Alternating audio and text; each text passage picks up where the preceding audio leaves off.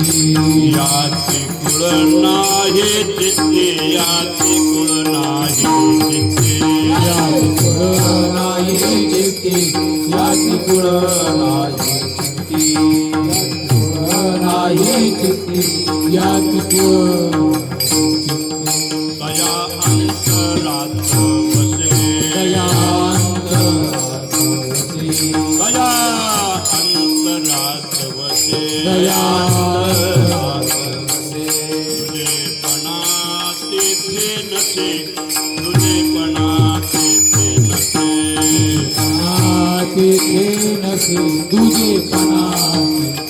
तुझे पणा तुझे पणा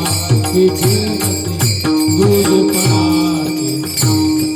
अपना सारी करिते अपना सारी करिते अपना सारी करिते अपना सारी करिते याति कुळ नाही जिथे याति कुळ नाही याति कुळ नाही जिथे याति कुळ नाही जिथे याति कुळ उदारपणे उदार पणे उदारपणे उदार एका जनार्दने निर्धार एका जनार्दने निर्धार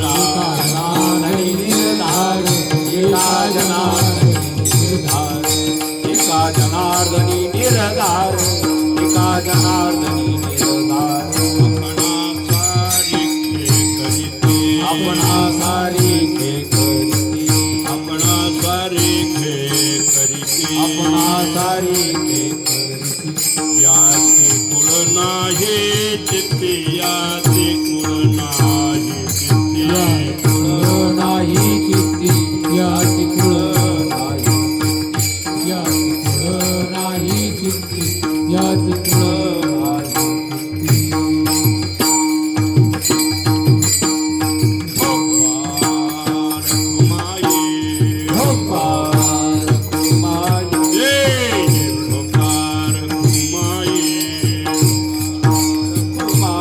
Yeah.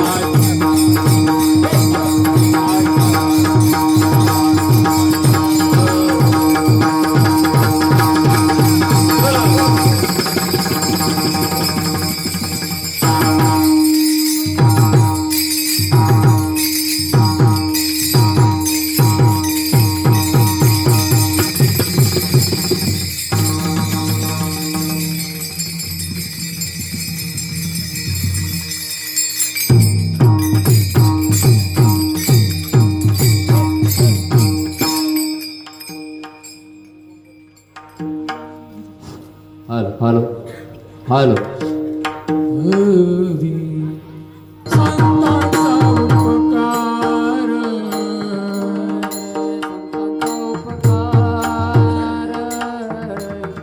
संतांचा उपकार संतांचा उपकार संतांचा उपकार संतांचा उपकार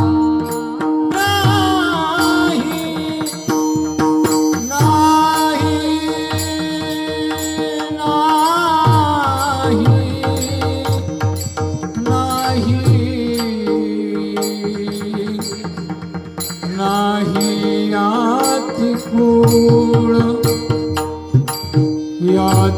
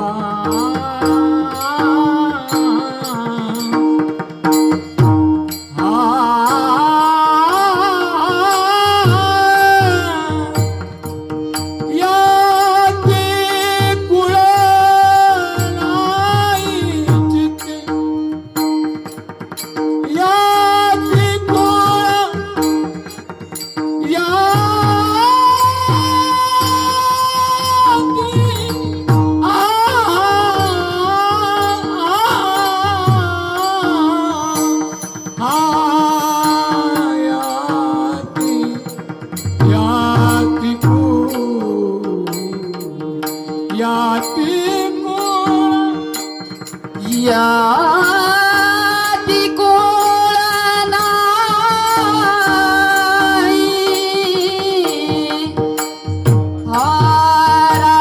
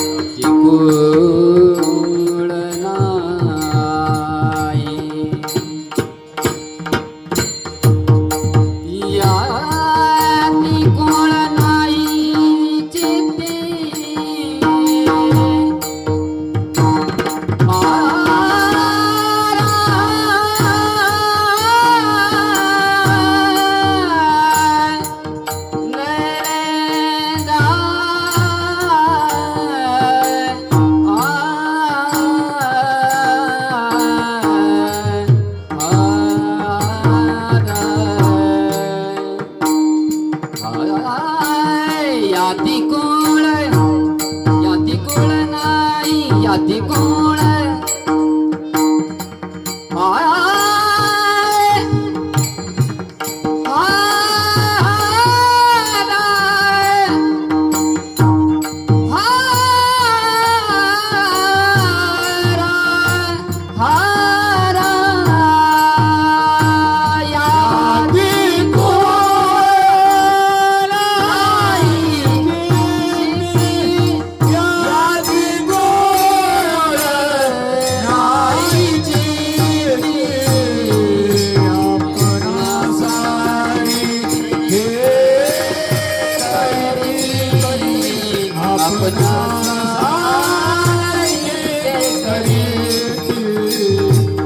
अपना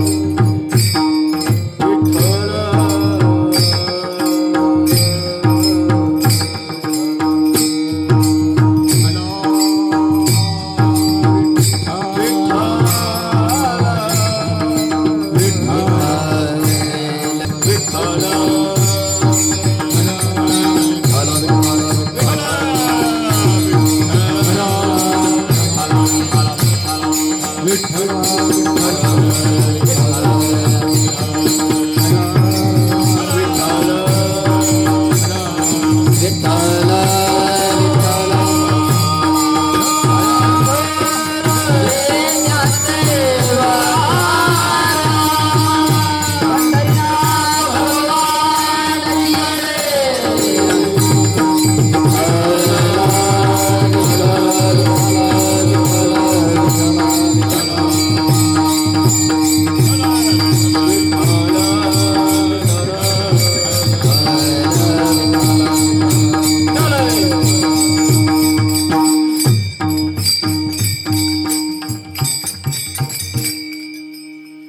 संतांचा उपकार संतांचा उपकार सांगावया नाही पार. आपणा सारिखे करीते याती कुळ नाही चित्ती.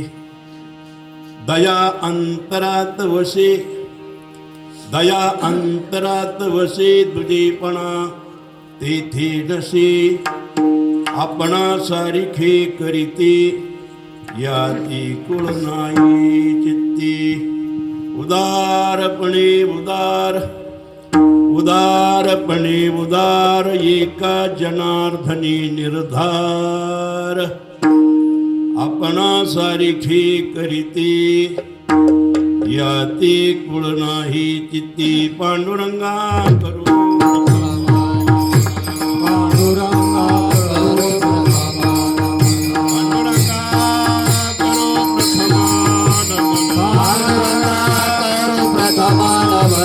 दुसरे चरण संतांचिया दुसरे चरणा संतांचिया जयंत कृपा गणेशतेचा विस्तार. जयंत कृपा गणेशतेचा विस्तार. बाबाजी सद्गुरु दास तुका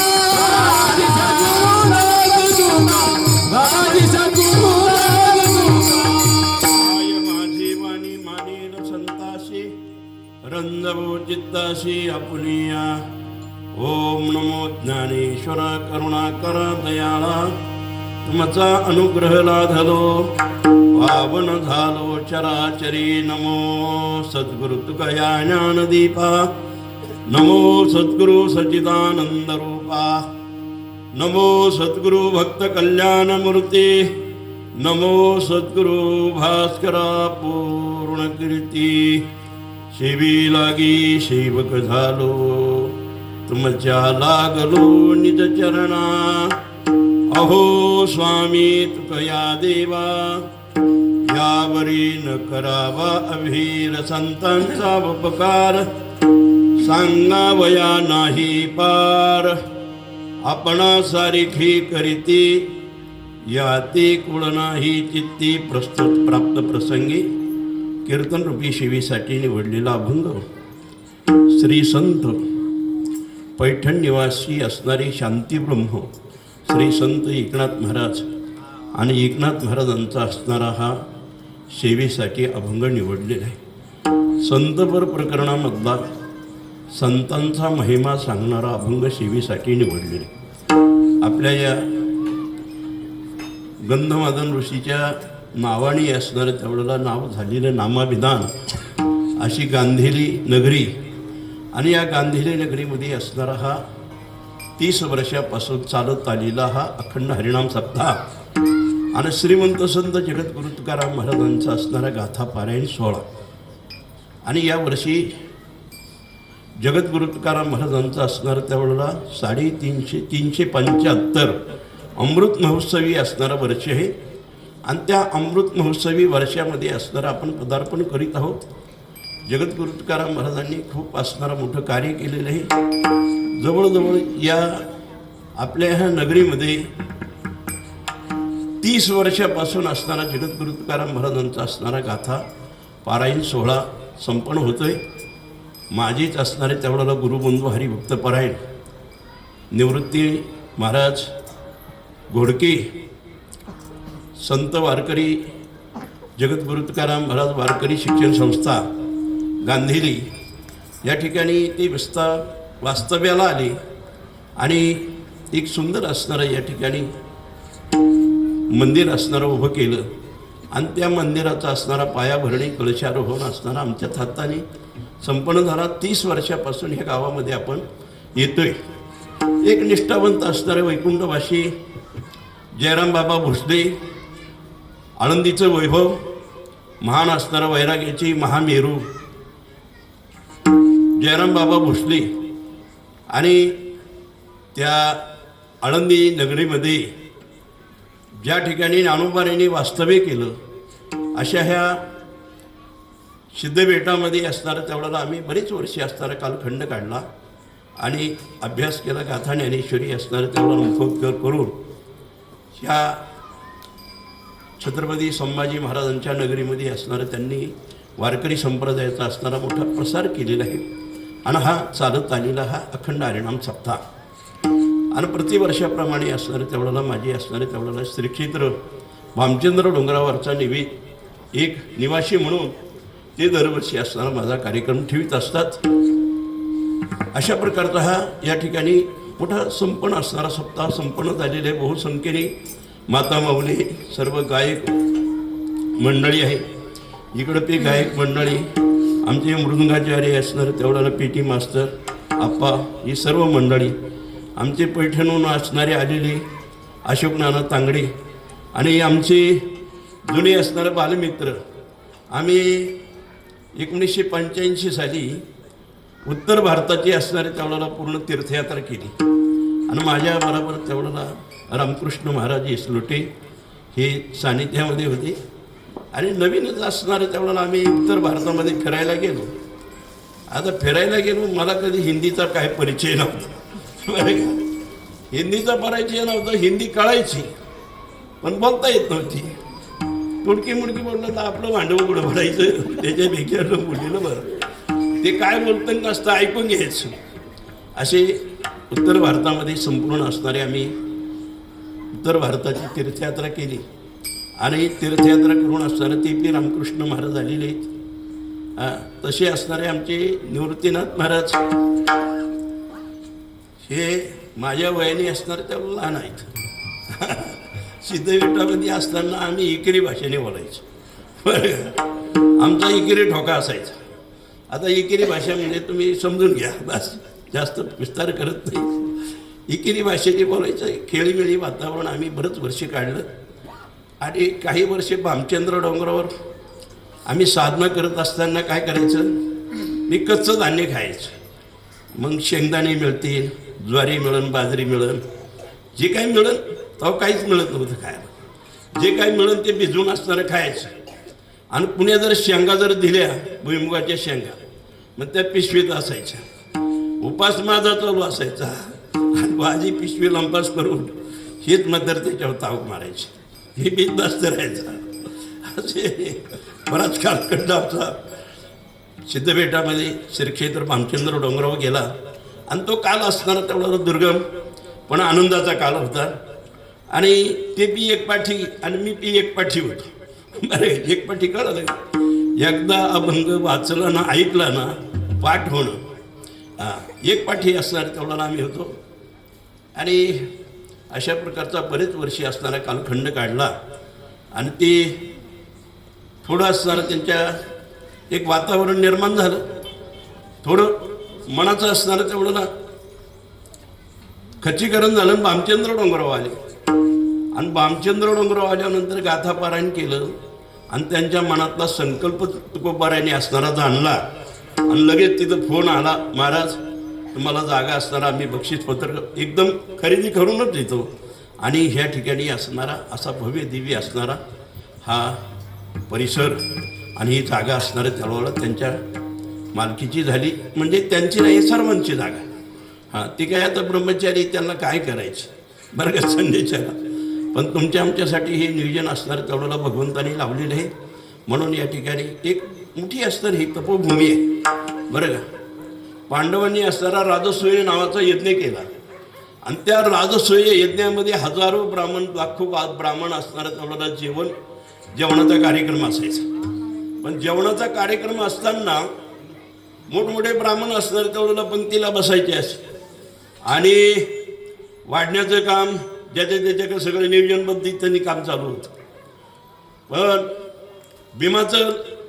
भीमदादा सवा खंडीची गदा कांद्यावर घेऊन त्या पंक्तीमधून फिरायचा. बरोबर खा, उष्ट अजिबात टाकू नका. आणि उष्ट टाकलं तर ही भीमाची गादा आहे.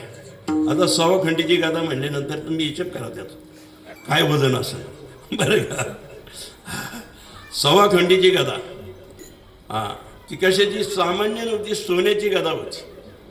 सवा खंडीची. आणि अशा प्रकारचा तो पंक्तीमध्ये फिरायचा. पण पंक्तीमध्ये फिरत असताना ब्राह्मणाला सांगायचं, भाऊ काय खायचं ते खा, पण उष्ट जर पडलं तर ही भीमाची गादा आहे. हे भगवंताला कळालं नंतर. बरं, भगवंताला कळालं की ब्राह्मण खाऊन सुधराय पाहिजे, पण ब्राह्मण करवावं लागलं. त्या ब्राह्मणाला विचारलं, म्हणजे काय रे तुम्हाला कमी काय, मी असे वाळकुटे का झाले.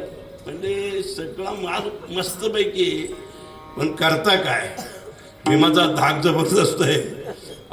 त्या धाकाने असणारा अन्नपचनक्रियाच होत आहे. म्हणले पचनक्रिया होत आहे, गदा पाहिजे ना, आमचं जेवणच पडून जायचं. म्हणलं ठीक आहे. भगवंतानी जाणलं आणि भगवंतानी जाणल्यानंतर भगवंतानी भीमाला सांगितलं, म्हणले भीमा जरा इकडे. म्हणले म्हणले इथं जवळच. म्हणले एक गंधमादन नावाचा ऋषी आहे, त्या ऋषीला यज्ञामध्ये बोलून घेऊन ये. आणि यज्ञामध्ये बोलून घेऊन ये.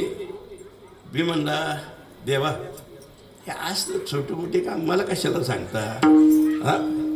अहो मी कुणाका माणूस, माझी ताकद कशी. मला सामान्य असताना तेवढा गंधमाता नावाचा ऋषी बोलून घेऊन या, हे काम मला पटत नाही. अरे सांगितलेले कर बस. आम्ही भीमाने ती गादा घेतली आणि गंधमादन ऋषीसाठी तेवढ्याला गंधमादन ऋषी का ते बोलवण्यासाठी निघाले. पण निघाल्यानंतर भीमाला अंतःकरणामध्ये बलाचा अभिमान होता. बलाचा अभिमान असताना तेवढा भगवान श्रीकृष्णाने मारुतीला संकेत दिला. म्हणले आता हे तुमच्या का कामी, म्हणले एवढं प्रकरण मिटवा म्हणले. आणि मग गंधमादन ऋषीच्या भेटीसाठी जात असताना रस्त्यामध्ये मारुतीराय असणारं तेवढ्याला वृद्ध ब्राह्मणाचं रूप घेऊन असणारं पडली आणि शेपूट असणारी तेवढ्याला आडवी पडली. आणि घाईघाईनी तेवढा भीम निघाला. कळते का नाही, शेपूट बाजूला का, मला पलीकडे जायचं. अरे बाबा थांब. म्हणजे म्हातारा माणूस आहे, माझी शेपूट मला उचलत नाही. काय उचलत नाही, मोकार पडून राहिला आहे तेवढं. म्हणले तुला जर मी म्हातारा झालेलो आहे, तुला उचलता येत असेल तर उचलून बाजूला ठेव. आणि मग भीम असणारा ती मारुती राहायची ती शेपूट उचलून बाजूला ठेवायला लागली. पण ठेवत असताना शेपूट अजिबात हाला ना. बरं का, आता ती मारुती राहायची शेपूट होती, सामान्य माणसाची नव्हती. बरं का, त्याने प्रयत्न केला, प्रयत्न करून संपूर्ण. बरं, भीमाची ताकद सुद्धा काही कमी नव्हती. भीमाला 99,000 हत्तीचं बळ होतं. किती? 99,000 हत्तीचं बळ होतं. आणि 99,000 हत्तीच्या बळाची शक्ती, त्याचा अभिमान. पण मारुतीरायाची शेपूट अजिबात हाला ना. मग त्याला कळून चुकलं. शहाण्या माणसाला एका शब्दात कळतं. बरं का, शहाण्या माणसाला जास्त सांगायला लागत नाही. शहाण्यापुरी एकची वचन आणि विशारती कोण तिची त्याशी. तुम्ही कोण आहात, लोटांगण घातलं. म्हणजे मला वाटतं तुम्ही मारुतीराय प्रगट झाले. म्हणजे बाबा सगळं कर, पण शक्तीचा अभिमान करू नको. विठ्ठल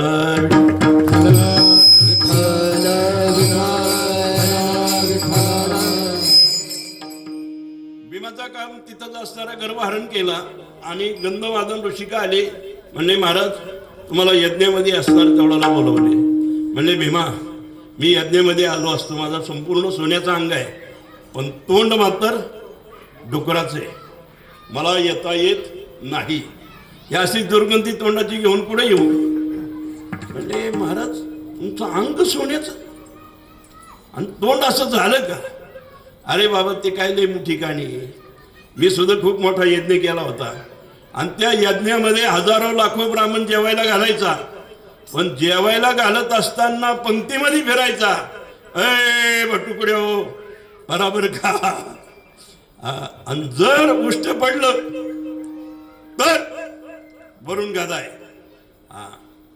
मग अंग माझं सोन्याचं झालं पण तोंड बोलण्याचं तोंड माझं डुकराचं झालं.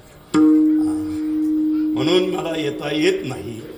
आणि ती तपस्थळी म्हणजे ही गंधमादन ऋषीची असणारी भूमी, पवित्र भूमी आहे. असो भीमाचा गर्भहरण झाला. भीमाला कळून चुकलं की आपण सुद्धा ब्राह्मणाला असंच बोलवत होतो. आता असं आपलं भाऊ नाही. विठ्ठल विठ्ठल.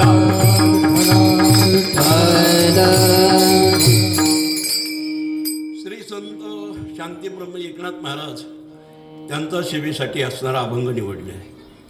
तुम्ही म्हणताल की गाथा पारायण चाले जगद्गुरु तुकाराम महाराजांचं. जगद्गुरु तुकाराम महाराजांचा अमृत महोत्सवी वर्षे आणि ह्या अमृत महोत्सवी वर्षी तुकाराम महाराजांचा अभंग न घेता एकनाथ महाराजांचा काय गेला. संपूर्ण आपल्याला मराठवाड्यामध्ये शांतीब्रह्म एकनाथ महाराजांचं खूप मोठं असणारं तेवढं वरदान. त्यांनी एवढी जी ग्रंथ संपदा केली तेवढी जगामध्ये कोणत्या संतांनी केली नाही. जास्त सांगायला वेळ नाही. अशा प्रकारचे शांतीब्रह्म एकनाथ महाराज आणि आपल्या हाकेच्या अंतरावर आहे. पैठण क्षेत्र काही लांब नाही. आपण असणाऱ्या या पैठण क्षेत्राच्या पुण्यभूमीमध्येच आहोत. म्हणून शांतीब्रह्म एकनाथ महाराजांचा असणारा सेवेसाठी अभंग निवडला आहे. श्री संत शांतीब्रह्म एकनाथ महाराज म्हणतात, संतांचा उपकार. संतांचा उपकार म्हणले मला जगामध्ये सांगता येत नाही. सांगावया नाही पार. म्हणजे संतांचा उपकार एवढा समाजावर झाला पण तो किती उपकार झाला तो सांगता येत नाही. सांगता येत नाही. सांगता येत नाही. सांगता येत नाही. अहो सांगता येत नाही. सांगता येत नाही. तुम्ही कंबर बांधली, फॅटा बांधणार, आमच्या पुढं उभा राहिले, मग तुम्ही गप्पच राहणार का मुख्याने? सांगता येत नाही. सांगता येत नाही. सांगावया नाही पार. संतांचा उपकार तुम्हाला सांगतो शब्दामध्ये मांडता येत नाही. बरं का? शब्द तिथं अपुरे पडतात. संतांचं स्वरूप असणारं अनिर्वचनीय असणारं तेवढ्याला संतांचं स्वरूप आहे. शब्दाने त्यांचं वर्णन होऊ शकत नाही. म्हणून सांगता येत नाही. मग सांगायचंच ते नाही. सांगायचं पण शरणागती पत्करून सांगायचं. विठ्ठल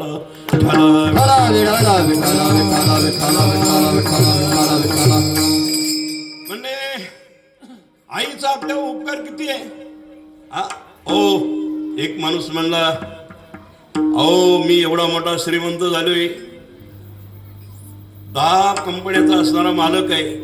माझ्या आईच्या दुधाचे काय बिल असेल ते मी सगळं असणारं तेवढं बिल काढतो आणि काय असेल तिचं उपकार फेडून टाकतो. अरे बाबा जगातली संपत्ती जरी बदली तरी आईच्या दुधाची एक थेंबाची सुद्धा बरी होऊ शकत नाही. कारण आईच्या दुधाचा उपकार या जगामध्ये असणारा होऊ शकत नाही. त्याप्रमाणे संतांचा उपकार या जगावर एवढं मोठं आहे ते शब्दामध्ये मांडता येत नाही. पण मी शरणागती काय सांगू आता संतांचे उपकार. काय सांगू मज निरंतर जागविती. संत असताना तेवढा समाजाला तेवढा अज्ञान निद्रेमध्ये समाज झोपलेला असतो. त्यांना जागे करण्यासाठी संत या भूतलावर आलेले असतात. म्हणून संतांचा उपकार शब्दामध्ये मांडता येत नाही. शाब्दिकाचे काम नाही येथे. शाब्दिकाचे काम नाही येथे. शाब्दिकाचे काम नाही येथे. शाब्दिकाचे काम. संतांचा महिमा तो बहु दुर्गम. शाब्दिकाचे काम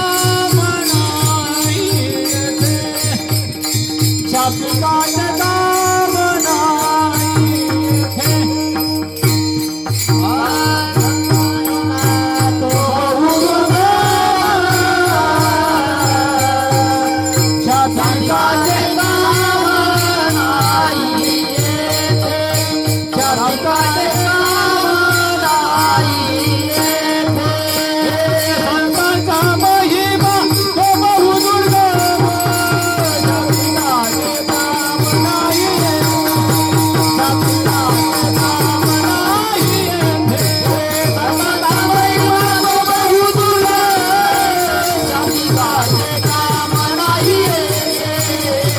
शाब्दिकाचे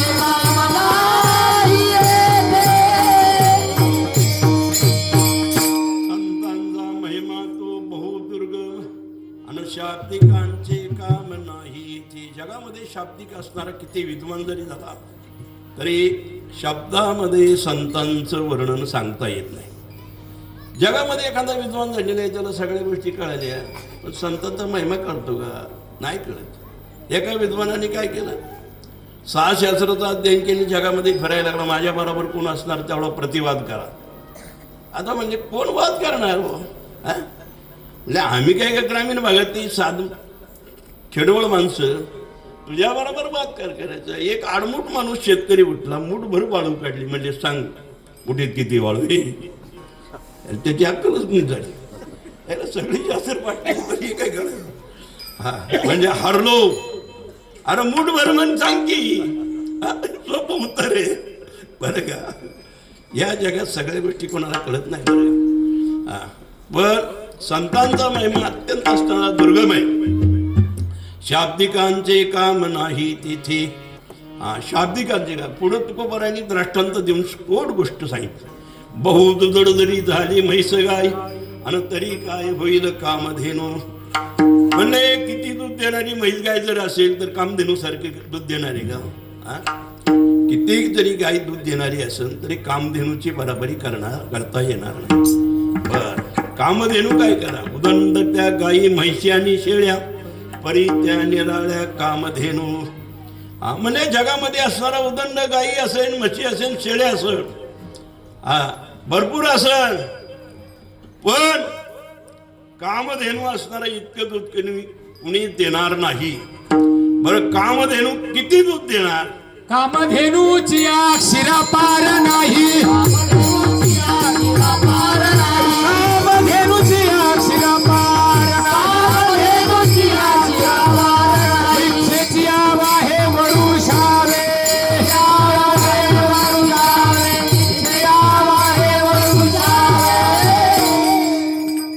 म्हणतात कामधुनीच्या दुधाला असणार पार नाही बा. तुमच्या अंतकरणामध्ये जेवढी इच्छा असेल ना तेवढं दूध देणार. हा मग गायी असेल म्हैशी असेल शेळे असतील त्यांची बराबरी असणारे करू शकत नाही. शेळी दूध किती देणार? मी काल परवा दिवशी एक ठिकाणी गेलो आणि एक महिला माझ्या गाडीत बसली आणि प्रवास करीत असताना म्हणले कुठं जायला? म्हणले इथं आमच्या इथं म्हणले आईस्क्रीमचा कारखाना आहे.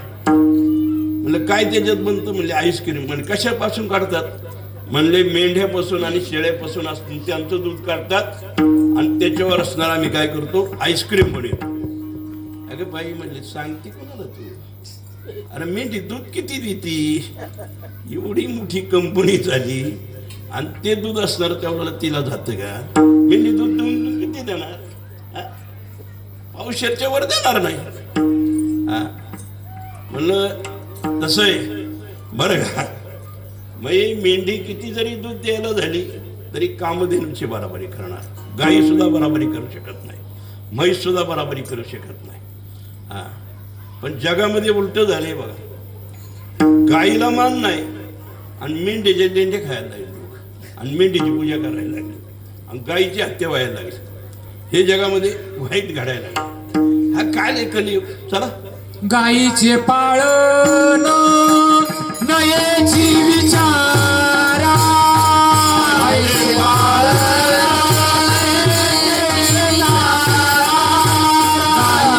पाळण नयेची विचारा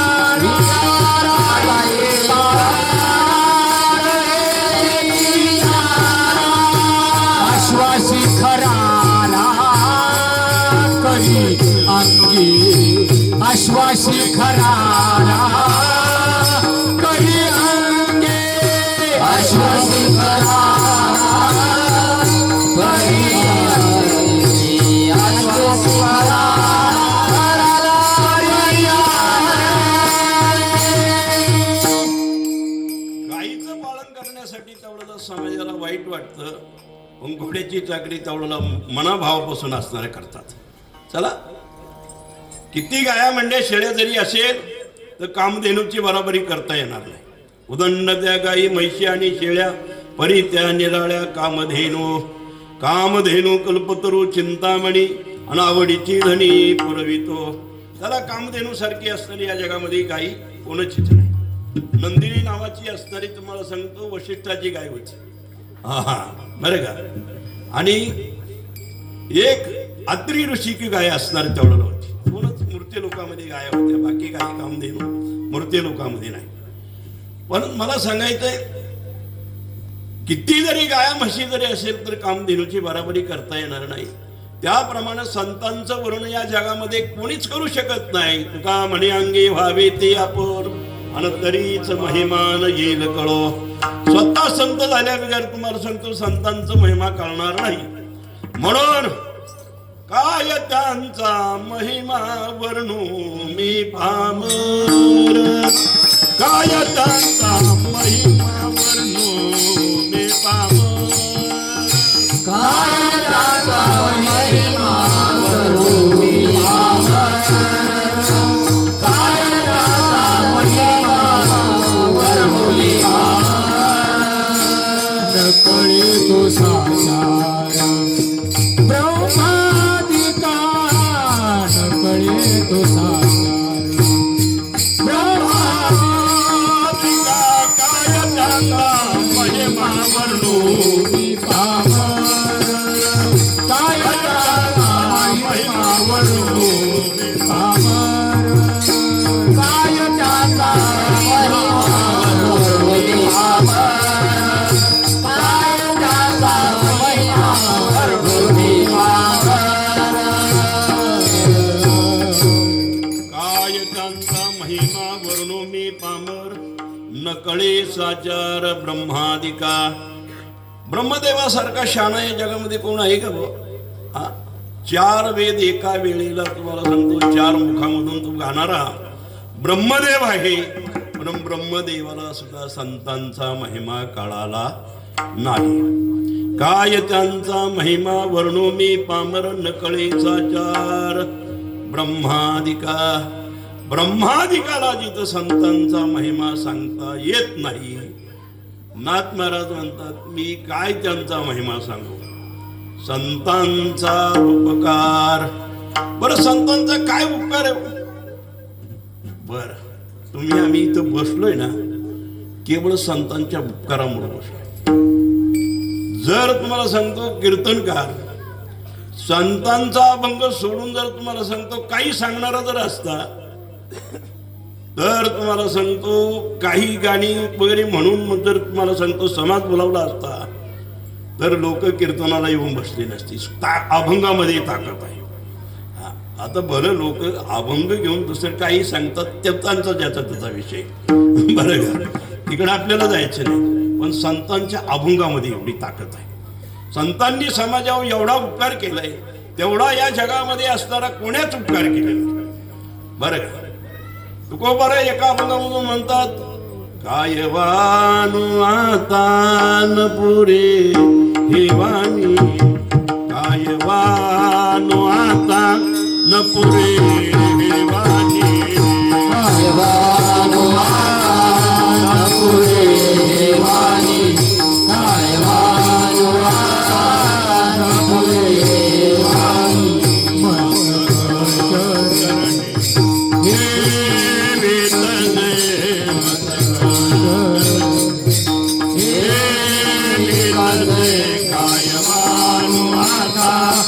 पुरे वाणी, कायवानु आता न पुरे वाणी.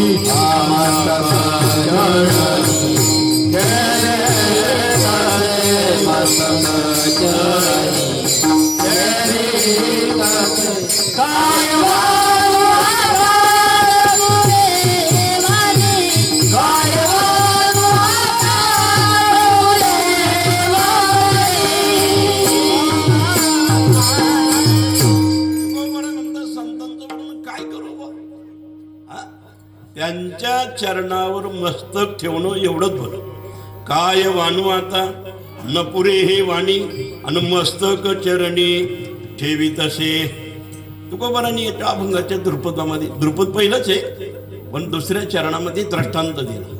थोरी व सांडिली आपोली परिसे अन्नेनो शिवो कैसे लोखंडाशी.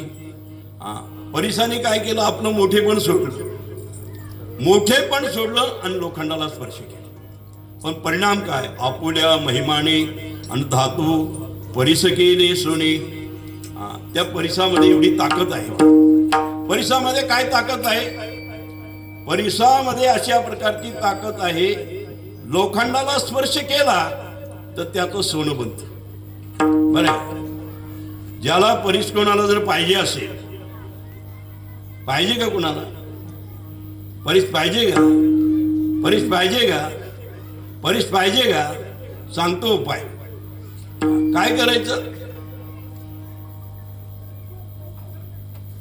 आकाशामध्ये वीज चमकायला लागल्यानंतर पांढरा रुमाल घ्यायचा.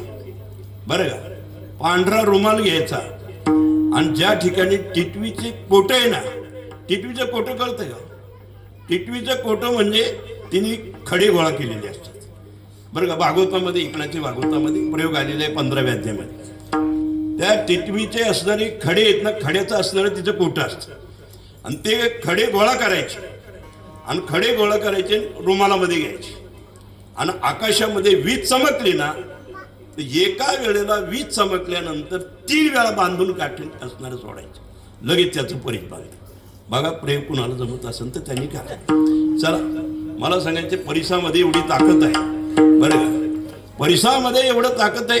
हे लोखंड अशा प्रकारचं धातू आहे. बरं का, हे लोखंड अशा प्रकारचं धातू आहे, ते माती 4 वर्षे जर पडलं ना त्याला गंज लागतो. बरं का, गंज लागतो.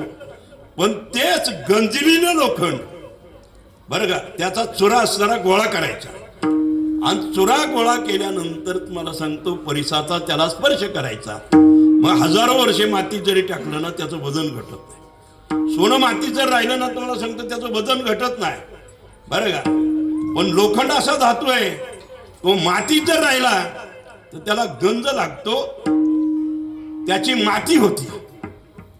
माती झालेलं लोखंड गोळा करायचं आणि परिसाला स्पर्श करायचं, त्याचं सोनं बनवतं. आपुल्या महिमाने धातू परिस केले सोने. लोहाचे परिस होय, हे लोहाचे कणक होय, लोहाचे कणक होय, हे सामर्थ्य परिशीची आहे. मूर्त ही जीवित्वला आहे अमृत सिद्धी. ज्ञानोबा म्हणतात लोखंडाचं असणारं सोनं होणार, पण त्याला परिस पाहिजे, परिस पाहिजे. बरं का, जर एखाद्याला मिळाला लय भाग्य, काय नाही करायचं बघा. तुम्हाला सांगतो, रेल्वे स्टेशनला जायचं आणि एका रोडला लावायचं. इथं चिटकावलं ना, अख्ख्या पुऱ्या भारतातली रेल्वे सोन्याचीच बनून जाईल. सोनं काही कमी नाही, पाहिजे तेवढं सोनं. सोन्याला काहीच कमी नाही. पण त्या परिसाचा दुर्गुण एक आहे, परिसाने लोखंडाचं सोनं बनवलं. बरं का, लोखंडाचं सोनं बनवलं, पण त्यांनी आपलं परिस पण नाही दिलं. हा ही त्याचं उणीव राहील. पण संतांनी काय केलं, आपला सारिखे या संतांचे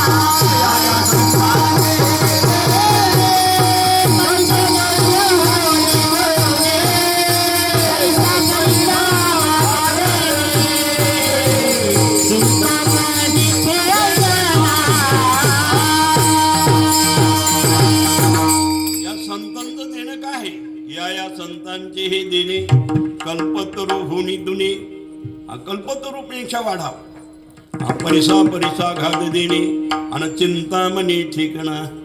महाराज प्रमाण कोण बोलवते आपणा सारखे करीती त्वात्काळ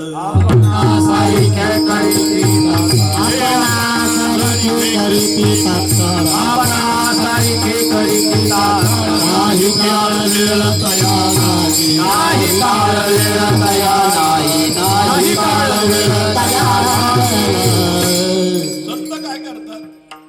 संतांनी तुम्हाला सांगतो परिसाचा उणीव पण काढला. परीस असणार तुम्हाला सांगतो सोनं करतो पण आपलं परीस पण देत नाही. पण संतांनी काय केलं.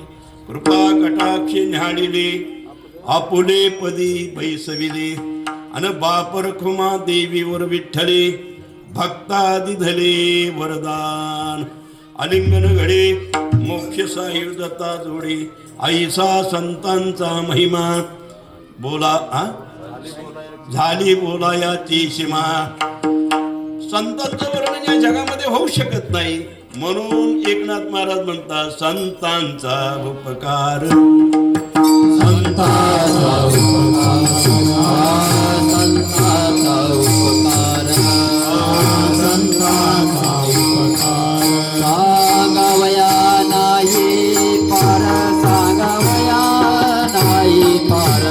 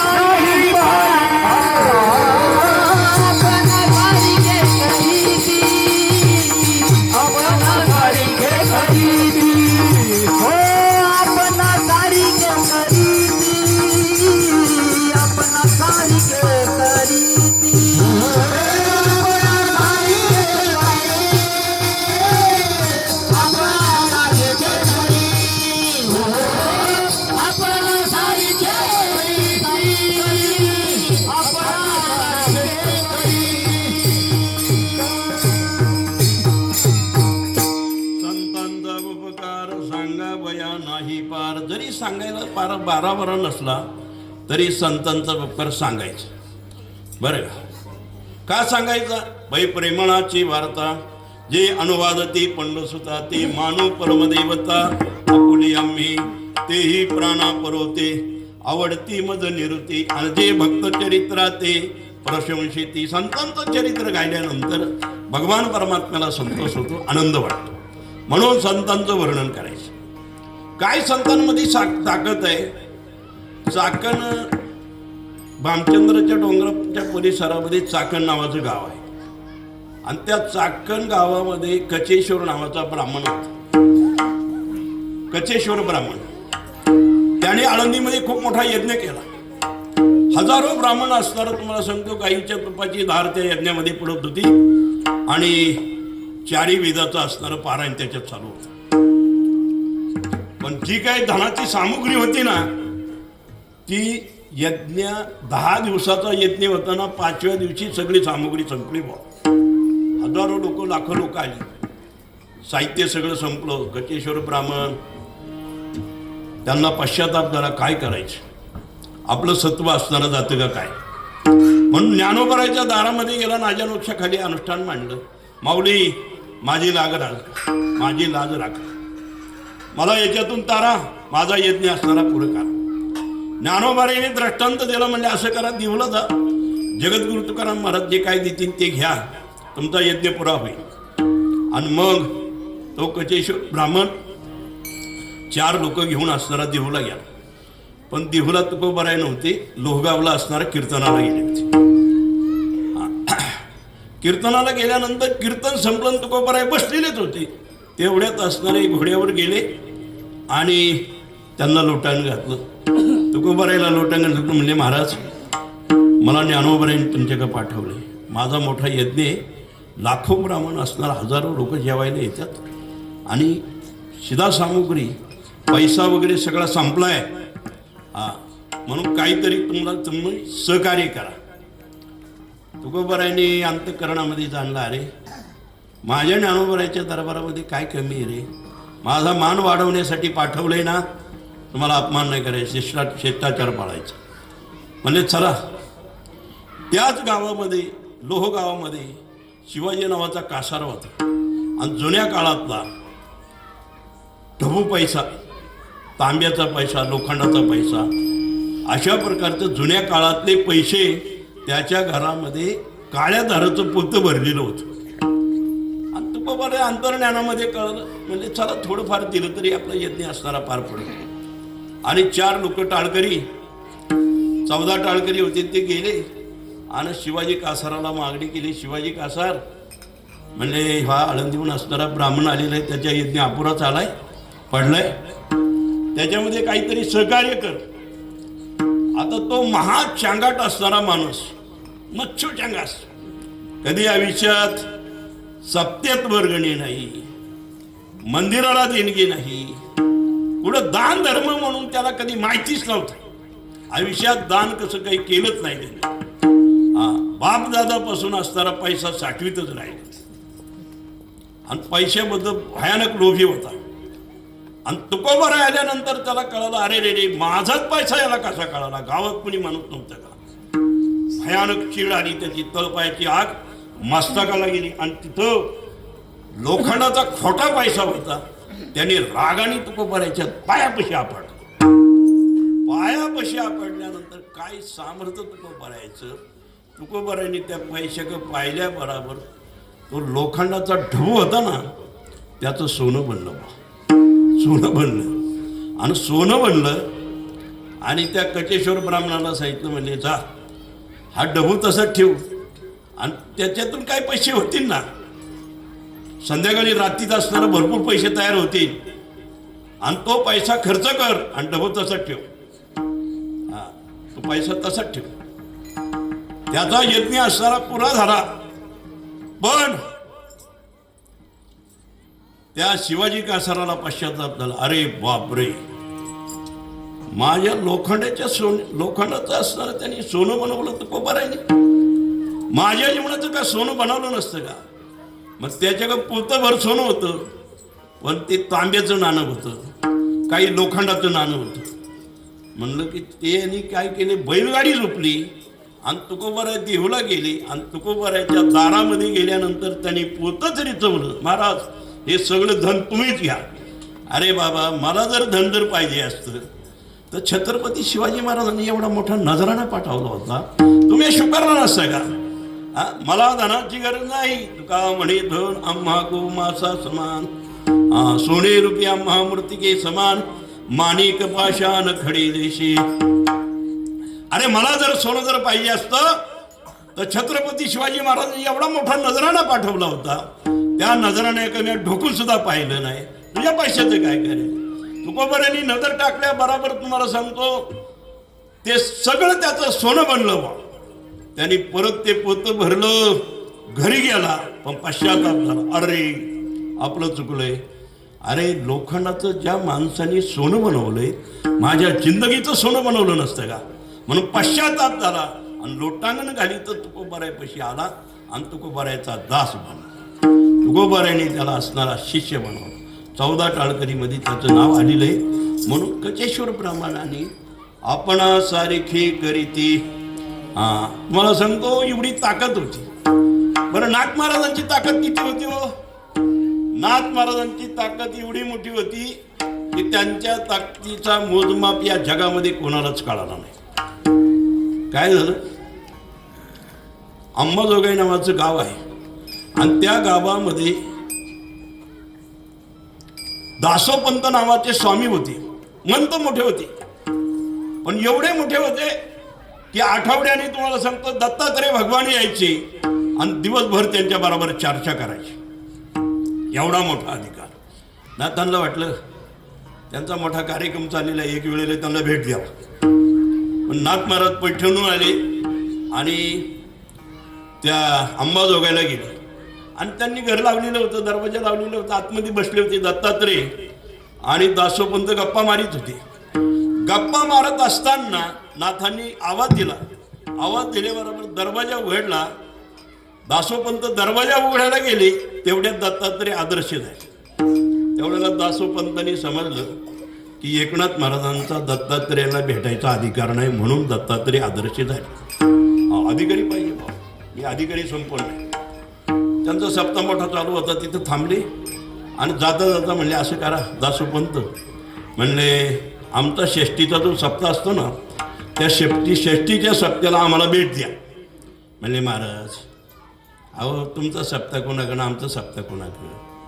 अहो म्हणले आमचे लाखो असणारे शिष्यमंडळीत, हत्ती घोडे लवा जमा एवढा मोठा परिवार, आणि तो सांभाळणार कसा आणि पुढे ठेवणार कसा? त्यांची राणी खाण्याची तेवढ्याला सोय कशी लावणार? कोण म्हणतात? दासोपंत. म्हणले यावं बघू पुढचं पुढं. पुढचं पुढं बघू म्हणल्यानंतर आमंत्रण दासोपंताला दिलं नाथ महाराजांनी आणि पैठणला गेले.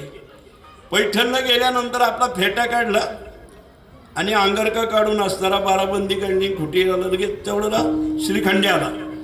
श्रीखंडेने असणारी खुटीला ते फेटा अडकून ठेवला, उपाडलं काढलं. नाथ महाराज बसले म्हणलं बसता म्हणले, अरे श्रीखंड्या तुला माहिती नाही ते कोण? दासोपंत आहे. त्याला म्हणलं मी आमंत्रण दिले जरा सप्त्याला येण्यासाठी. तो म्हणलं एवढ्या माझ्या पब्लिकीचं असणार तेवढ्याला तिथं सोय होईन का? हजारो शिष्य, हत्ती घोडी लवाजमा एवढा परिवार. श्रीखंड्या म्हणला बाबा काही चिंता करू नका, त्यांना म्हणावं या. आणि मग त्यांनी लवाजमा काढला आणि तो सगळी हजारो लोक आणि ते शिष्य काय कमी नव्हते. श्रीखंड्याला सांगितलं म्हणे त्याची असणारी तिकडे सगळी राहण्याची व्यवस्था. आणि श्रीखंड्याने आता प्रशस्त असणारं एक पटांगण तयार केलं. आता तो श्रीखंड्यात होता आणि मोठमोठे तंबू कानाती वगैरे दिल्या तिथं. तमाशाचे नाही त्यांना छावणी राहण्यासाठी असणारी दिली आणि पंक्तीची मेजवानी. आता हे सगळे हजारो शिष्य होते. आता थाटामाटामध्ये शिष्य काय कमी नव्हते बा. कोण काय एक वादक वगैरे आपापल्या थाटामध्ये आपापला महिमा जबरदस्त. पण काय केलं श्रीखंड्यांनी? प्रत्येकाला असणारं तेवढं राहण्याची व्यवस्था केली. पण राहण्याची व्यवस्था तशी नाही केली. प्रत्येकाला असणारं खारी खोबरं बदाम बेस्ता प्रत्येकाला 2-2 4-4 पुती प्रत्येकाच्या तंबूमध्ये टाकले. काय खायचं ते खा. आणि पंक्ती बसल्याबरोबर तेवढ्याला पुढं पंक्ती टिकून पंक्तीवाला निकून अशी तेवढं मध्ये वाढायला सोडत. आता भगवंतानी काय अष्टमा स्थिती प्रगट केली म्हणजे काय लागण असणार तेवढ्याला वाढा. आता पहिली ताटं वाढायला सुरुवात केली. हे चांदीची ताट, चांदीचं तांबे, चांदीची वाटी. पंक्तीमध्ये आता हे बाकीचा प्रसाद असतो. पर शिष्यपूर शेजारी म्हणतो हे वाटीला जबरदस्ती दिसते, किलोची वाटी दिसते, किलोची वाटी दिसते. एवढी जर वाटी हाणली ना आपलं कामच. मला माहिती नाही वाटी काय करतो. तांबे बघ 3 किलोचा तांबे 3 किलोचा. समोरचा म्हणतो हे तांबे काय बघतो? ताट बघ 5 किलोचं ताट. आता 5 किलो चांदीचं ताट, 3 किलोचा असणार तुम्हाला सांगतो तांबे आणि किलोची वाटी. आता ती काय सोन्याचे चमचे काय पाठी लावा जमा. आणि तिथं लगेच श्रीखंड्या बिरायला लागला. प्रत्येकाने जेवायला बसा व्यवस्थित. आणि जेवण झाल्यानंतर ताट आम्ही काय करत असतो कचऱ्यामध्ये तिकडे खड्ड्यात फेकून देतो. त्याला एक म्हणतो याला नंतर पण तिला बसव खड्ड्यात पाऊस जाऊन खड्ड्यात किती ताटे तिकडेच आपलं लांबू म्हणा. एवढ्यात आता हे सगळे भोजन भाऊ होते. माल कसा आला 156 प्रकारचे तेवढं भोग. मग काय वाढायला सुरुवात केल्यानंतर तुम्हाला सांगतो अशी कांदा भजी, बटाटा भजी, पालक भजी, गाजर भजी खायला मालच बोल.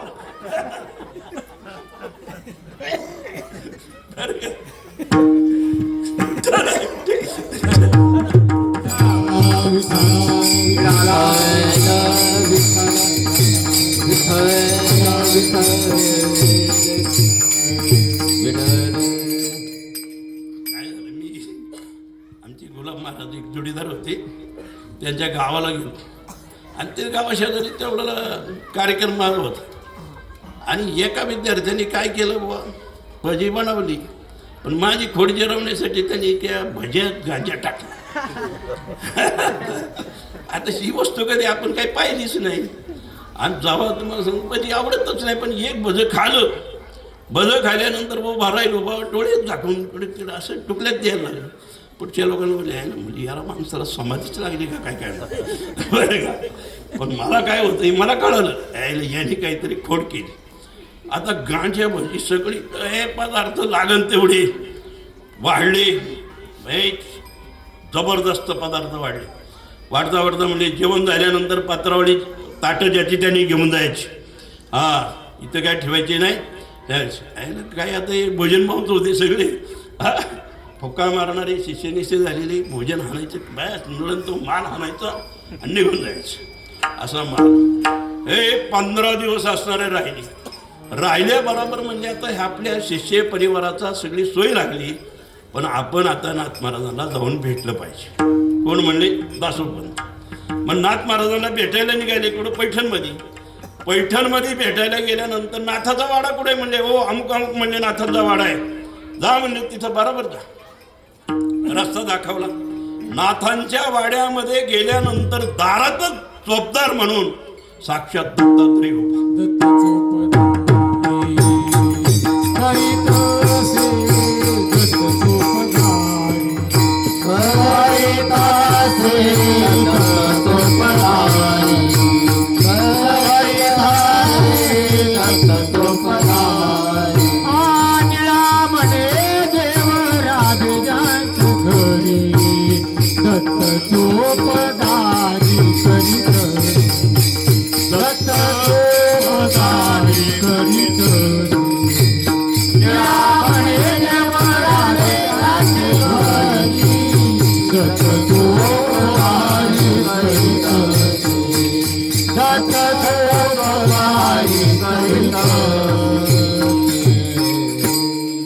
दासोपंतांनी पाहिलं साक्षात दत्तात्रय दारामध्ये असणारा चोपदार म्हणून उभे. दत्तात्रयाला लोटांगण घालणार चोपदार म्हणून ओ बाबा थांब शांत.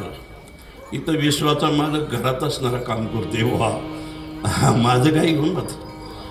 विश्वाचा जो मालक आहे ना तो घरामध्ये काम करतोय.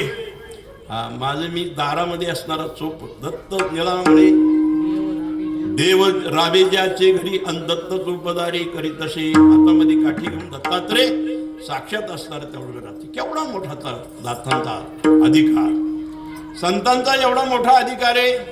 संतांच्या अधिकाराचा असणारा पारावार आहे. छत्रपती शिवाजी महाराजांना लाज वाटली म्हणजे आपण काय केलं हो म्हणजे सेवकाच्या हाताने असणारी सेवा पाठवली. वास्तविक पाहिलं आपण जायला पाहिजे. हजारो सैनिक घेऊन छत्रपती शिवाजी महाराज तुकाराम महाराजांना भेटायला गेले आणि विनंती केली महाराज आमची चूक झाली. सेवकाच्या हाताने तुम्हाला नजराणा पाठवला. साक्षात आम्ही यायला पाहिजे होतं पण नाही आलो. त्यावेळेला तुकोबा आहे म्हणले शिवबा आजपर्यंत आम्हाला वाटत होतं की आमचा महिमा आमचं सामर्थ्य तुम्हाला कळालं असेल. तुम्हाला वाटतं की आम्ही राजे तुम्ही राजे पण आम्ही त्रैलोक्याचे राजे. तुका म्हणे आम्ही राजे त्रैलोक्याचे अन परिणाही कोणाचे गुणे प्रीती त्रिभुवनी आम्ही वैभवाचे धनी हाती आला घावडावा आमचा मायबाप देव काय त्रिभुवनी बळ अंगी अमुच्या सकळ तुका म्हणे सत्ता अनावघी अमुचीची आता चला 4 पावलं आमच्या बरोबर या. मग हजारो सैनिक आणि छत्रपती शिवाजी महाराज जेवण तुकोबाराय असणारे गेले. भंडाऱ्या डोंगराच्या पायथ्याला आता भव्य मोठा विराट स्वरूपाचा सप्ताह चालू आहे. कालच आम्ही त्याचं उद्घाटन करून आलोय. सप्ताह सुरू करून आलेलो आहे. माझ्याकडे तुकाराम सत्तेची जबाबदारी बस, दुसरं काही नाही. नुसतं तुकाराम करायचं. असे 1 कोटीचा मंडप आहे बा, जवळजवळ 10-12 मंडप आहेत. एवढा लय मोठा सप्ताह. जेवण पाहिजे ते सगळ्या गोष्टी आहेत. आणि तिथं गेले आणि गेल्यानंतर तुकोबारायांनी भंडाऱ्या डोंगराकडे पाहिल्याबरोबर नजर टाकल्याबरोबर त्यावेळेला डोंगरच कशाचा बनवला? सोन्याचे पर्वत करविती पाषाण, सोन्याचे पर्वत करविती पाषाण, सोन्याचे पर्वत करविती पाषाण, सोन्याचे पर्वत करविती पाषाण. अवघे रान कल्पतरू, अवघे रान कल्पतरू,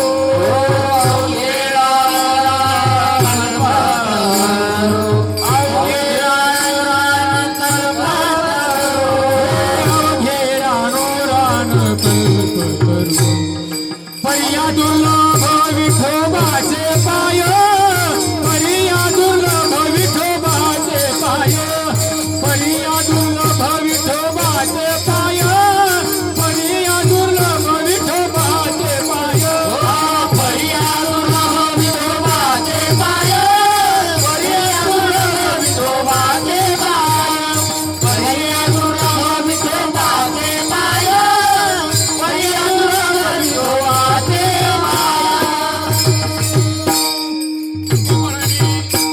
तुकोबारांनी भंडारा डोंगरावर नजर टाकल्याबरोबर तुकोबाराचे एवढं सामर्थ्य होतं. तुम्हाला सांगतो, भंडारा डोंगर तुम्हाला सांगतो सोन्याचा बनवला. काय ताकद असेल. पण एवढं असून घरातलं दुर्भिक्ष आणि घरात असणारी दुर्बळ अवस्था होती. पण पत्नीच्या गळ्यामध्ये सोन्याचा मणी सुद्धा एवढा त्याग होता. बरं का? अरे भंडाऱ्या डोंगरावर नजर टाकल्याबरोबर तुम्हाला सांगतो, डोंगर सोन्याची बनवण्याची ताकद आहे. सोन्याचे पर्वत करविती पाषाण, अनावघे रान कल्पतरू, पर्या दुर्लभ विठोबाचे पाय, आणि ते हे उपाय नसरती. संतांची ताकद या जगामध्ये कुठंच नाही. बरं का? ज्ञानोबाराची काय ताकद होती हो? ज्ञानोबाराची ताकद काय होतं? म्हणजे काही लोक काय म्हणले, ज्ञानोबारांनी असणारा रेडा बोलवा, ज्ञानोबारांनी असणारे समाधी चालवली, आपलं काय भिंत चालवली, ज्ञानोबारांनी असणारं मिलेली माणसं उठवली वगैरे वगैरे. हे ज्ञानोबारांच्या जीवनामध्ये चमत्कार झाले. हे चमत्कार नाही, भिंत चालली नसती ना, हा चमत्कार झाला असता. बरं का? भिंत जर चालली नसती तर हा चमत्कार घडला असता. आणि रेडा बोलवला जर नसता हा चमत्कार घडला असता. ज्ञानोबाराच्या जीवनामध्ये सहज चमत्कार घडले. अहो 1400 वर्षाचा चांगदेव त्यांनी ज्ञानोबाराला लोटांगण घालीत यावा, त्याची सिद्धी अपुरी पडली वा, अपुरी पडली. ज्ञानोबाराचं एवढं मोठं सामर्थ्य होतं की हजारो शिष्य वाघावरून तुम्हाला सांगतो आकाश मार्गाने येत असताना ज्ञानोबारांनी चालविली जड भिंती, हरली चांगयाची भ्रांती, अन मोक्ष मार्गीचा सांगाती ज्ञानोबा माझा. ज्ञानोबारांनी सहज भिंत चालवली. हे ज्ञानोबारांचं सामर्थ्य. हा जगावर उपकार. म्हणून संतांचा उपकार या समाजावर खूप मोठा आहे. संतांचा उपकार अन सांगावया नाही पार. मग ते काय करतात? अभंगाच्या दुसऱ्या आपण सारीखे करीती, आपण सारीखे करीती, आपण सारीखे करीती, आपण सारीखे करीती, आपण सारीखे करीती, आपण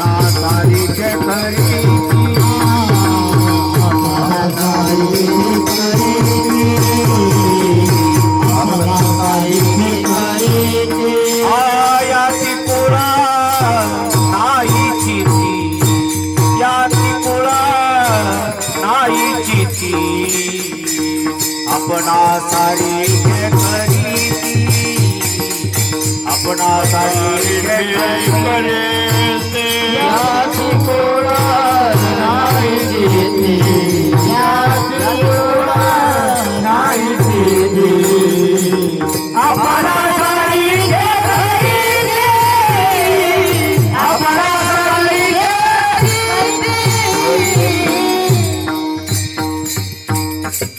संत जीवाला आपल्या सारखं बनवतात, पण आपण तशा प्रकारची भावना ठेवत नाही. संतांची ताकद जबरदस्त आहे. आजपर्यंत आपण तुम्हाला सांगतो संतांची ताकदीचा अनुभव तेवढ्याला घेतलेला नाही. महाराष्ट्रामध्ये अनेक कीर्तनकार असतील, अनेक असणारे तेवढ्याला उपासक असतील, पण संतांच्या ताकदीचा त्यांनी अनुभव नाही. कीर्तन करणं सोपं आहे हो, बरं का. कीर्तन करणं सोपं आहे, कीर्तन जगणं नाही आवड. हां बरं का. कीर्तन जगणं नाही आवड. हे जगणं कोणाला शक्य होणार नाही. हजारो लोकांमधून एखादाच असणार आहे. विरळा ऐसा कोणी आणि तुका त्याशी लुटांगणी. बरं का. आताच्या काळामध्ये तुम्हाला सांगतो का युट्यूब लोक मोठमोठी कीर्तनं होऊ लागलेली आहेत. कौतुक आहे आम्हाला त्यांचं, चांगलं आहे. पण कीर्तनाचं जे सामर्थ्य आहे ना त्याचा त्यांनी कचरा केला. बरं का. कीर्तनाचं जे सामर्थ्य आहे ना त्याचा कचरा केला. आता तुम्हाला सांगतो एखादा जर जगप्रसिद्ध कीर्तनकार जर असलं ना, प्रति त्याच्याबद्दल त्यावेळेला बोलणारे लोक आहेत. अमुक प्रति अमुक प्रति म्हणजे नावं घ्यायची नाही कोणाची, पण असं कोणी म्हणतं का प्रति जयराम महाराज, प्रति जोग महाराज, प्रति बोधले बाबा, प्रति म्हणून त्यांची उपमा देण्याची हिंमत आहे का कोणाची? प्रति जोग महाराज हे जुने जे संत आले त्यांची म्हणण्याची ताकद हिंमत नाही. सामान्य लोकांना कोणी का मानतील ना. समाज जमणं म्हणजे एवढं काही कौतुक नाही. बरं का. घाणीव माश्या बसल्या मग काय त्याचं काही कौतुक करायचे? बरं का. घाणीव माश्या बसले त्याचं काही कौतुक करायचे? समाज असावा, जाणता असावा, अंतर्मुख समाज असावा. बरं का. अंतर्मुख असावा. मग कीर्तनाने समाज सुधारतो. बरं का. कीर्तनाने समाज सुधारतो. समाज सुधारायच्या ऐवजी जास्त बिघडायला. परिणाम काय? परिणाम काय? घराघरात वाद, दिंडी दिल्लीत वाद, भजनात वाद. काल एक जण मला म्हणलं आमच्या गावात परत नवीन भजन सुरू झालं आणि पहिलं म्हणजे त्यांचं वेगळं. अरे हजारो भजनं सुरू झाली पण परिणाम काय?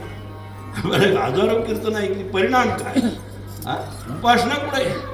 उपासना कुठे? पण कीर्तन करणं सोपं आहे, कीर्तन जगणं आवड. कीर्तन जगणं आवड आहे. काय झालं, मी एका ठिकाणी कीर्तनाला गेलो. कीर्तनाला गेल्यानंतर तुम्हाला सांगतो मोठमोठे बडे कीर्तनकार होते आणि त्यांनी तुम्हाला सांगतो मला 25,000चं पाकिट भरलं. बरं का. 25,000चं भरल्यानंतर मी म्हणलं एवढं पैसे घ्यायला, बरंच लांब गेलो आणि परत मागे फिरलो. म्हणलं असं करा, म्हणलं एवढं पैसे नको बा, हे 20,000 तुमचं घेऊन टाका आणि मला 5,000 द्या. बरं ते म्हणजे आजपर्यंत असा मागं पैसे देणारा माणूसच नाही. बरं का. आता इथं सुद्धा आम्ही मागं द्यायला तयार आहे, पण देतच नाही तर द्यायचं नाही. बरं का. मागं द्यायला दिलं तर मागं काय द्यायचं?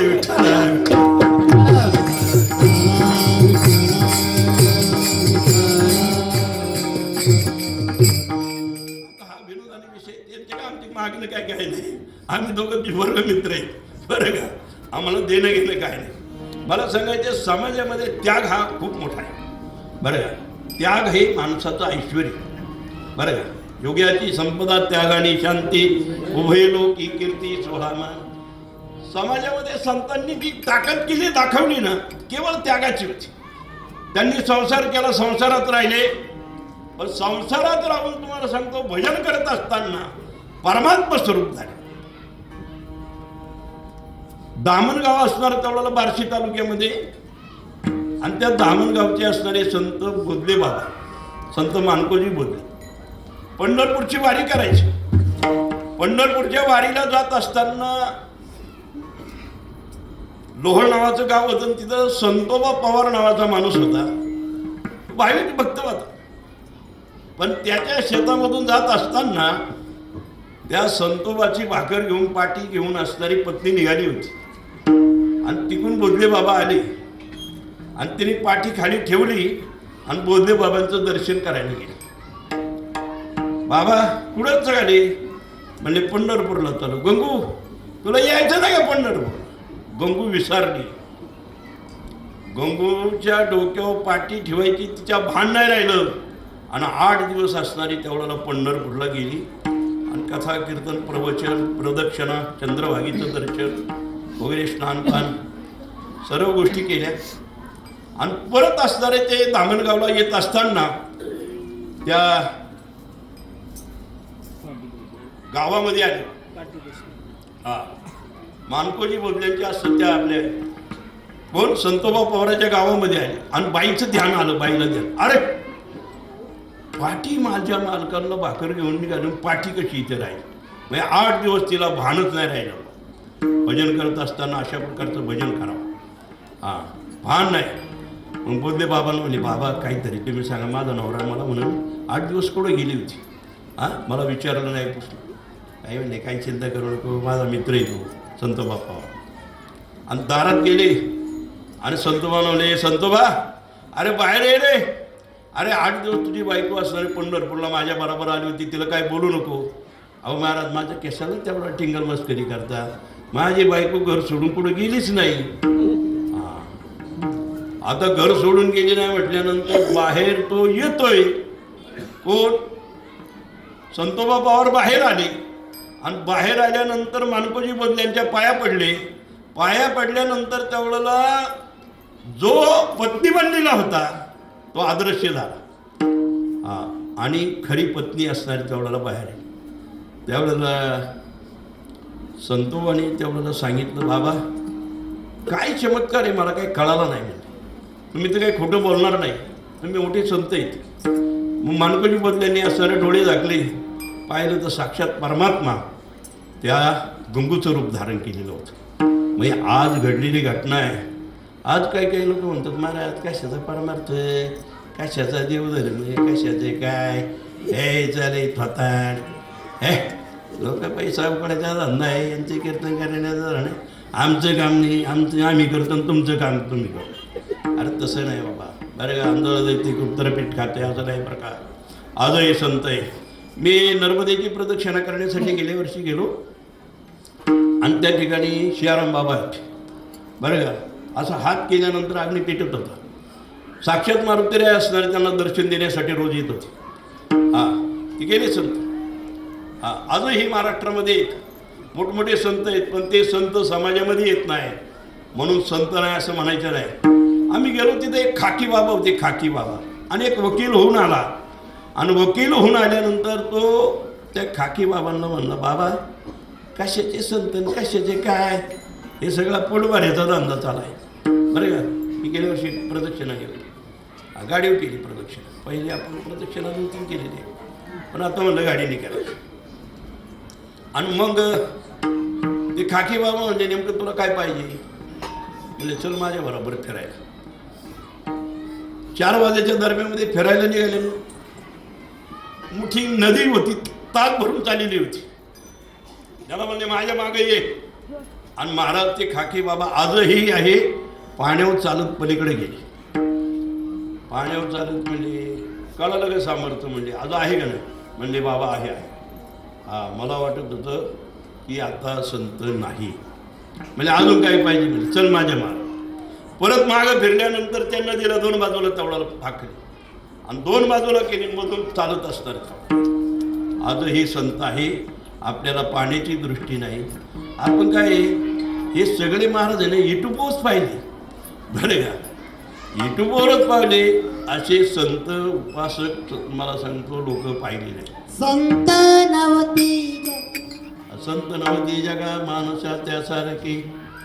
समुद्र नदी नव्हे पैगा पाषाण म्हणून गंगा. पुढे काय संत नव्हती जगा माणसा त्यासारखी. चला संत आहेत जगात, पण आपल्याला पाण्याची दृष्टी नाही. चला आजही मारुती बाबासारखे साक्षात्कारी संत आहेत.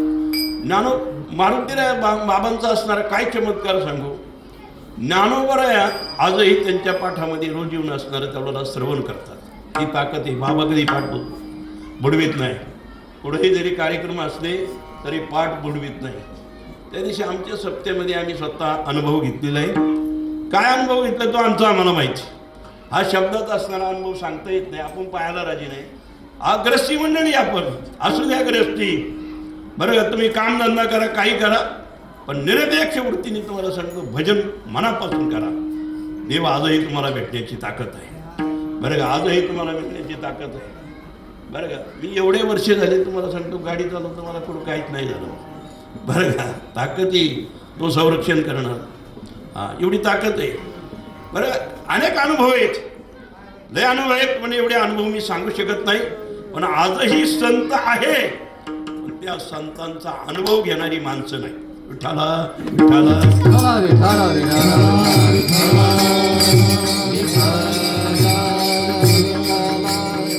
मी पंढरपूरला चातुर्मासला राहत असताना एक दिवस बोधे बाबा बरोबर चंद्रभागेवर स्नानाला गेलो. चंद्रभागेचं पूर्ण पाणी संपलेलं होतं आणि एका ठिकाणी सगळी थोडा खड्डा होता, तिथं डुकरं बसलेले होते. बोधे बाबा म्हणले आपल्याला चंद्रभागेचं थोडं का होईना दर्शन करून जायचं. त्या पोरांनी असं ते डुकरं बाजूला सारली, बोधे बाबा गेले आणि त्या पाण्याने, त्या घाण पाण्याने तुम्हाला सांगतो आंघोळ केली. ते पाणी समजले नाही, ते केवळ तीर्थ समजले. काय त्यांचा अनुभव असेल तो सांगता येत नाही, बरं का. पण साक्षात्कारी असणारा मोठा संत, निरपेक्ष वृत्तीने राहिली ताकद, निरपेक्ष वृत्तीची ताकद या जगामध्ये खूप मोठी आहे, बरं का. निरपेक्ष वृत्तीची ताकद आहे. मला सांगायचं म्हणून संत या जगामध्ये आहे. ते काय करतात, आपण सारखी करती आणि जाती कुळ नाही चित्ती. संतांच्या जीवनामध्ये कधी समाजाबद्दल जाती कुळाचा भेद नाही मानला. म्हणले नसते ते यारे यारे लहान थोर, याती भलते नारी नर, आणि करावा विचार नलगी चिंता कोणाशी. म्हणून त्यांनी सांगितलं की कोणत्या जातीचा या कुणी या, याती कुळाबद्दल असणारं काय. एक महाराजचं असणारं पोरग पैठणमध्ये असणारं तुम्हाला सांगतो, बाई कपडे धुवीत असताना विसरून गेली आणि विसरून गेल्यानंतर नाथ महाराज स्नानाला गेली गंगेवर. स्नानाला गेल्यानंतर ते मुलगा असणारं टाव घोडीत असतं. नाथ महाराजांनी ते पोरग खांद्यावर घेतले, त्याचे हातपाय पुसले आणि घरी नेऊन पुसले. याती कुळ नाही चित्ती. नाथांच्या जीवनामध्ये तुम्हाला सांगतो जाती कुळीचा भेद नव्हता. यवनांगावरी थुंकला आणि प्रसाद देऊन मुक्त केला. अनेक गोष्टी आपल्याला माहिती आहेत. अनेक संतांच्या तशाच आहे. कोणत्याही संतांचं बघा तुम्हाला सांगतो जे चरित्र आहे ते संसारामध्ये घडलं, पण संसारामध्ये घडत असताना त्यांची भक्ती वेगळ्या पद्धतीची होती. तुम्ही मोकळ्या मनाने आणि सरळ मनाने भगवंताचं नामस्मरण करा, देव तुमच्या आमच्या पाठीमागे आहे. वा बरं का, देव तुमच्या आमच्या पाठीमागे आहे. तो भगवान परमात्मा एक संरक्षण करतो. म्हणून याती कुळ नाही चित्ती. बरं काय त्यांच्यामध्ये विशेष गुण काय आहे. नाथ महाराज म्हणतात त्यांच्या अंतःकरणामध्ये दुजा भाव नाही. हे तिसऱ्या चरणामध्ये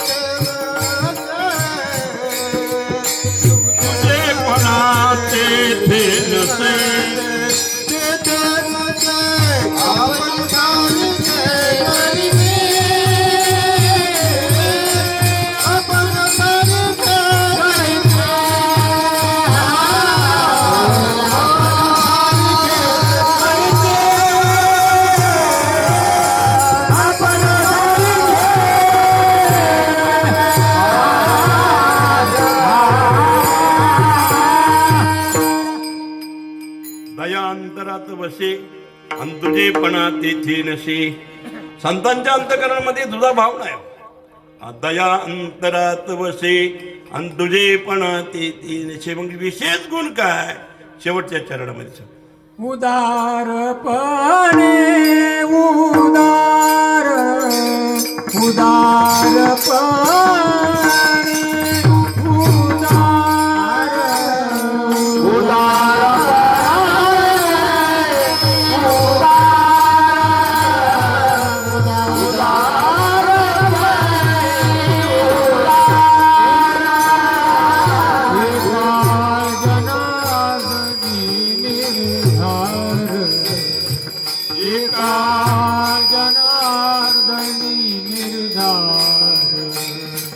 अपना साईखे करी